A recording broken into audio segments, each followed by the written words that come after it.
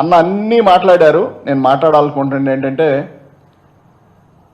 వ్యత్యాసం జగన్మోహన్ రెడ్డి గారికి చంద్రబాబు నాయుడు గారికి ఉన్న వ్యత్యాసం ఒకసారి చెప్తాను నేను. ఎందుకంటే చంద్రబాబు నాయుడు గారికి పదవి వ్యామోహం తప్ప ప్రజలపైన ఏమి ఉండదు ఆయనకి. ఎందుకంటే ఆ భావంతోనే ఆయన సీఎంగా ఎదిగారు. ఇప్పుడు 4వ సారి కూడా సీఎం అయ్యారే తప్ప ఎప్పుడూ కూడా ఒకసారి గెలిచి సెకండ్ పీరియడ్ రిపీట్ అయ్యి గెలిచే పరిస్థితులు ఎప్పుడూ లేవు.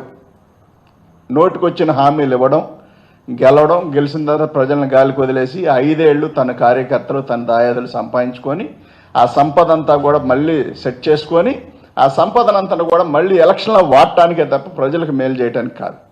కానీ జగన్మోహన్ రెడ్డి గారు మాత్రం ప్రజలకు ఏదన్నా చేయాలి మొదటే ప్రకటించారు ఆయన. ఏమనంటే నేను చనిపోయిన తర్వాత మా నాన్నగారి పక్కన నా ఫోటో కూడా ఉండాలని ఎప్పటికైనా చనిపోతాం కాబట్టి అలాంటి రోజు ఒక దానికోసం నేను పాలన కొనసాగిస్తానని చెప్పారు. కాబట్టి దళితులకు ఎవరు మేలు చేశారు అనే దాని మీదట అన్న వివరించారు.